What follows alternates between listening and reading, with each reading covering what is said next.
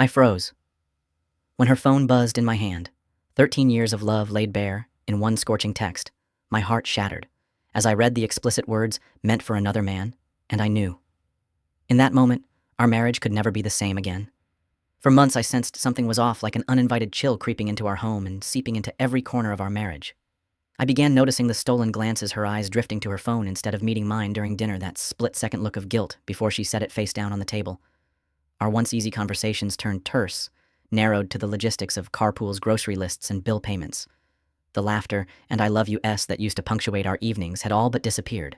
She started staying late at work, citing urgent projects and late-night conference calls, yet never shared any details when I asked. Texts were deleted too quickly to read, and suddenly her phone carried a new unfamiliar password, one that shut me out rather than kept me connected.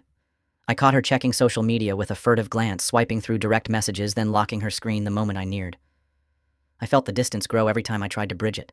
Her distracted replies, her half-hearted hugs, the way she stood just a few inches too far from me when I reached for her hand. The worst part was the anniversary that came and went without warning. I had planned a surprise dinner, arranged the table with candlelight and her favorite flowers, but she canceled last minute, blaming an unpredictable work deadline. When I reminded her gently the next day, she looked puzzled. What anniversary, she asked, as though the date held no meaning. I swallowed my hurt as she offered a rushed apology, promising to make it up, but she never did. The excuse of busy schedule had become her shield against any accountability. And then there were the silences, the long pauses before she answered questions, the hollow space between her words when I tried to talk about our future. I found myself sitting alone on the porch one night, replaying our history in my mind, wondering when the warmth had drained away. Every secretive sign compounded the last, building a wall of doubt so thick I couldn't ignore the alarm bells any longer. In the end, it wasn't a single moment, but the accumulation of these fractures, the emotional distance, the secretive signs, the breakdown of our communication, that left me certain something fundamental had shifted. Our foundation was crumbling beneath us, and I knew I had to either confront the truth or watch 13 years of love collapse into irreparable ruin. That random ping from her phone 3 days ago hit me like a thunderclap. One second I was folding laundry in our bedroom, the next I saw an explicit peek of words I never wanted to read, and my pulse raced as if my heart had leapt into my throat. In that instant, the message preview felt like the tip of an iceberg. Beneath the familiar surface of our 13-year marriage lay something dark and hidden. My first reaction was pure shock. I stared at the screen, mind scrambling, as I reread the text, convinced I'd misinterpreted it or clicked the wrong thread. How could the woman I'd promised forever to, the mother of our children, be sending desperate, flirtatious words to another man? But before panic could overtake me, I slipped into denial, mentally rationalizing that it must be harmless banter with a coworker or some misplaced emoji. I told myself she'd explain it away, that the moment I confronted her gently, it would dissolve into laughter and relief, and I could tuck this ugly seed back out of sight. Yet as I replayed the preview again and again, that flicker of hope dimmed, replaced by a burgeoning dread that I could no longer ignore. My curiosity, and perhaps a desperate need for answers, propelled me into action. I opened her gallery of recent chats, scanned timestamps for late-night whispers, and traced the sender's name, Mike, across my mental Rolodex of her colleagues. Each new detail I uncovered, from deleted messages to unfamiliar nicknames, felt like fresh nails driven into the coffin of our trust. I found myself scrolling through LinkedIn profiles on my phone, matching pictures to names and confirming that this Mike wasn't just a single jerky coworker, but a married man himself, adding betrayal on top of betrayal. My hands shook as I cross-referenced phone records and pieced together a timeline of their secret conversations. By the time I finally sat down with her that evening, unable to bear one more lie, my world had shifted irreversibly. The preview on her lock screen was no fluke, no innocent misstep. It was the first glimpse of a fracture massive enough to sink us both, and I knew there was no going back to silence. Now, armed with proof, I had to decide whether to confront her directly, preserve what little remained of our family, or fight a battle that threatened to engulf us all. After days of sleepless nights, I found myself diving headfirst into a quiet obsession, uncovering every hidden detail of her secret life. It started with online sleuthing, my thumb scrolling through LinkedIn until I matched the name Mike to a professional profile complete with a polished headshot and the name of a small-town church beside his spouse's name. From there, I traced mutual connections on Facebook, piecing together family photos that revealed wedding anniversaries I'd never known existed. Each click felt like a small victory, yet every new discovery drove home the painful realization that this wasn't just innocent flirting, it was a full-blown affair. Next, I turned to her phone records, downloading a screen grab of the late-night call logs where MK appeared again and again at 2:13 a.m., 3:47 a.m., and even once at 4:05 a.m. Those numbers were like timestamps on my heartbreak, proof that while I lay awake wondering where our love had gone, she was pouring her words into someone else's ear. I cross-referenced those call times with her calendar app, finding blank spots labeled work emergency, and I felt the adrenaline surge as the pattern emerged for every urgent report I was kept in the dark about a private rendezvous with Mike was quietly unfolding. Then came the moment that struck me hardest, the marital status revelation. A simple Google search of his spouse's name brought up a heartfelt blog post celebrating their 10th wedding anniversary, complete with photos of white doves and cake cutting. I stared at the screen until my vision blurred, unable to reconcile the loving husband in those images with the man who'd betrayed his own vows. It wasn't enough that my wife had broken our sacred promises, she was entangling herself with someone who'd betrayed his as well. With each new piece of evidence, a mix of anger, sorrow, and dark relief washed over me. I knew the truth, and there was no putting the cork back in that bottle. By the time I confronted her, I wasn't the same man who had hovered uncertainly by the laundry basket. I was someone armed with facts, unwilling to accept excuses. In digging deeper, I'd unearthed the full scale of deception, and though the road ahead was terrifyingly uncertain, at least I was no longer blind to the betrayal. Now I stood at a crossroads, the evidence laid bare before me, wondering whether the foundation of our 13-year marriage could ever withstand the weight of what I had uncovered. When I discovered that Mike, the man who had been siphoning our marital intimacy into late-night sex, was himself married, a fierce sense of responsibility ignited in me. I couldn't allow his wife to live a lie any longer. So late one evening, after painstakingly piecing together her name from social profiles and scant public records, I dialed her number with trembling resolve. On the third ring, a weary voice answered, barely masking the surprise when I introduced myself as the husband of the woman Mike had been messaging. Her questions came fast. "Are you sure? What did you find?" Each syllable laced with disbelief. I took a steadying breath and carefully described the explicit texts I'd seen, the timestamps that mapped onto her husband's purported business emergencies, and the patterns of secrecy that had led me here. At first, she recoiled in shock and indignation. How dare an outsider involve herself in her marriage? But as I gently offered to forward screenshots of the messages, I heard her inhale sharply, her bravado cracking. "Send everything," she whispered. "I need proof." In that moment, she became my unexpected ally, an equally betrayed spouse who, like me, was fighting to reclaim her truth. Our conversation stretched into the night as she listened to each piece of evidence, alternating between tears and trembling gratitude. She thanked me through sobs, confessing that she'd sensed an undercurrent of change in her own marriage, but lacked the tangible proof to confront Mike. I promised to keep her identity confidential and only share what was absolutely necessary. She pledged to confront him privately before any public fallout. What began as a clandestine message exchange turned into a pact between two wronged partners, bound by the shared goal of bringing truth into the open.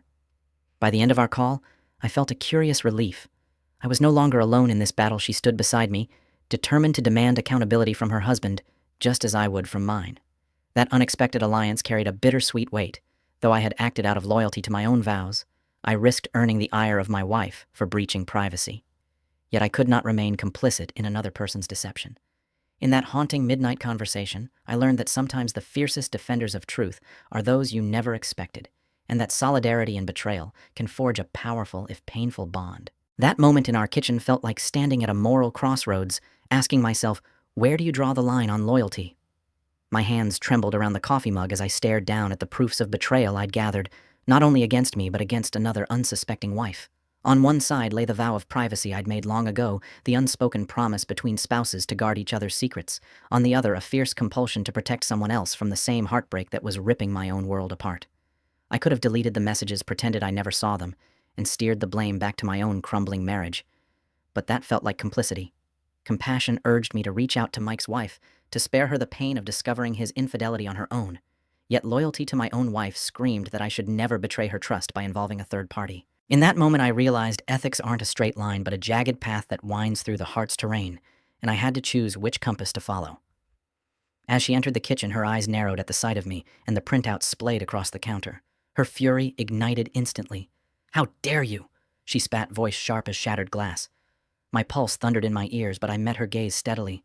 I reminded her of our marriage's promises and of her own betrayal, then asked her gently but firmly to imagine her world if the roles were reversed. Would she want the woman her husband was sexting to keep silent, or to warn her before the lies grew too deep to untangle? The question hung in the air between us like a challenge neither of us could ignore. Her shoulders shook as she turned away, and for the briefest second, I saw the flicker of doubt cross her face. We stood there, two souls torn by opposing loyalties, hers to me, mine to the wife I'd never met, our shared vows colliding with a higher duty to truth. The room felt smaller with every heartbeat, until finally she inhaled voice, barely a whisper. I never thought of it that way. In her admission, I sensed a crack in her armor, an opening through which accountability could flow. At that moral crossroads, I chose transparency over convenience, compassion over silence. And although I risked her wrath and the possible end of our 13-year marriage, I also honored a principle that had guided me since the day I said I'd do that. Some betrayals demand a reckoning, no matter how painful, if we ever hope to reclaim integrity on both sides of the aisle. From the moment she stormed back through the front door, eyes blazing and voice trembling, our home transformed into a battleground of accusation and hurt. She didn't cry. She shouted, "How dare you drag her into this? You had no right to tell his wife," as if I'd committed a crime worse than the betrayal that had driven me to pick up the phone. Her words slammed against me like a sledgehammer, each one a reminder that in her eyes I had become the villain. I stood rooted to the spot, stunned by the fierce intensity of her fury, the woman I'd loved for 13 years now accusing me of cruelty, blind to the pain I'd endured.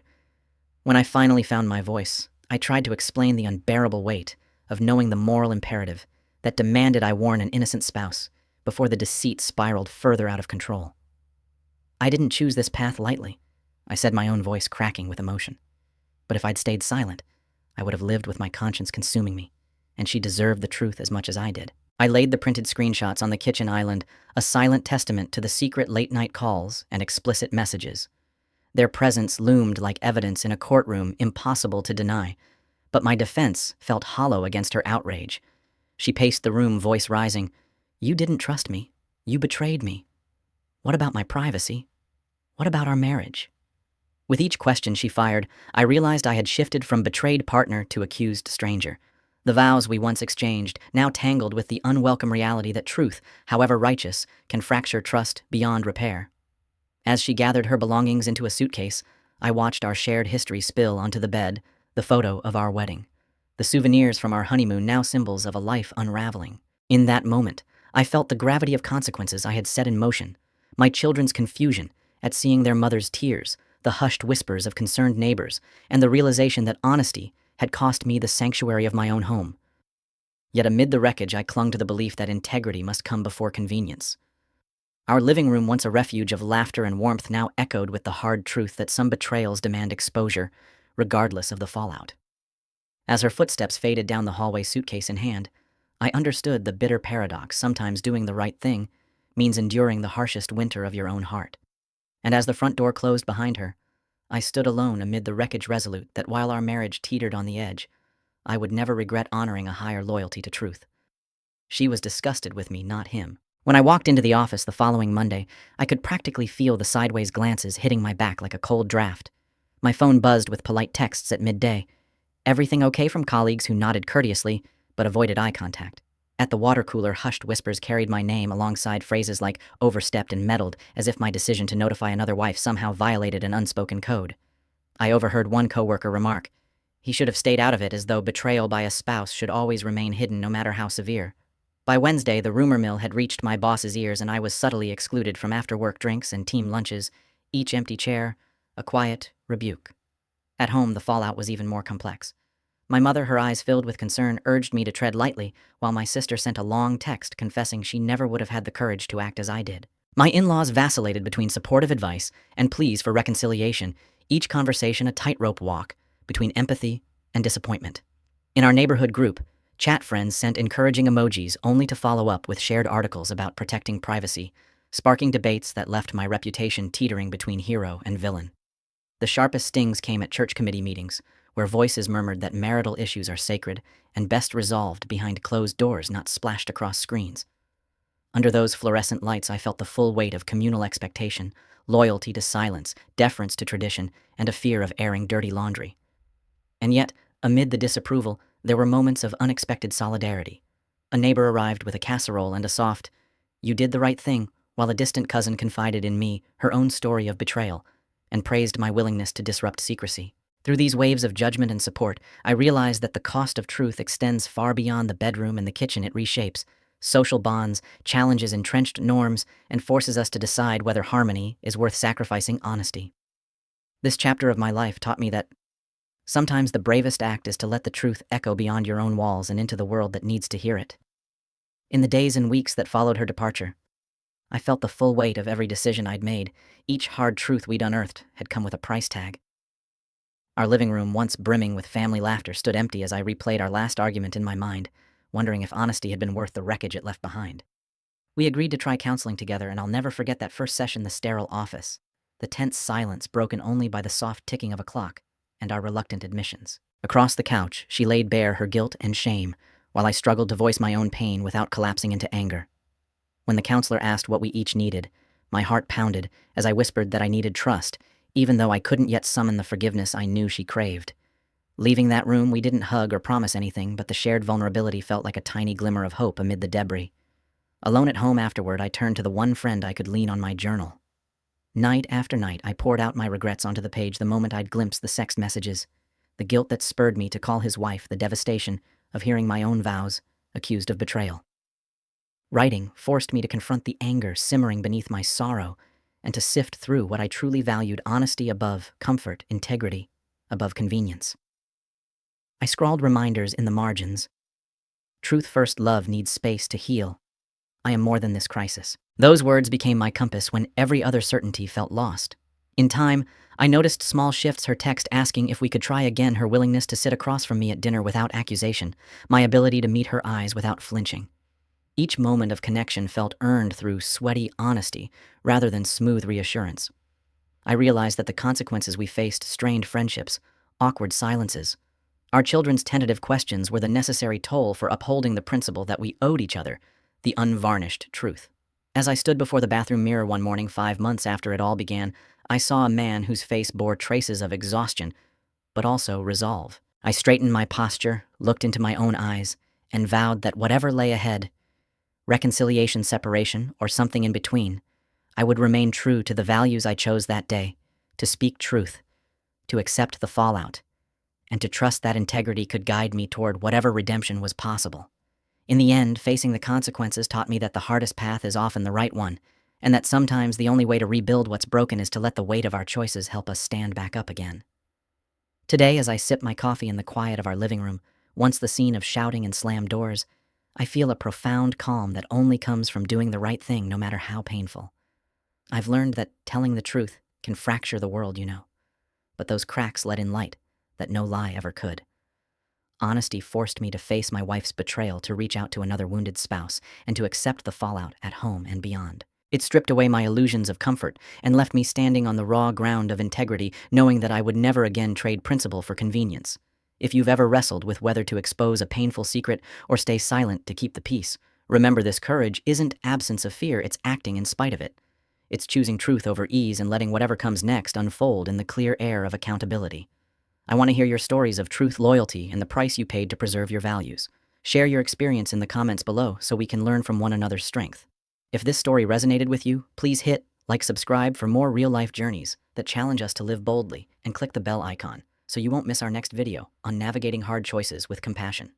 Thanks for watching, and may your own path of honesty lead you to a deeper peace than any secret ever could.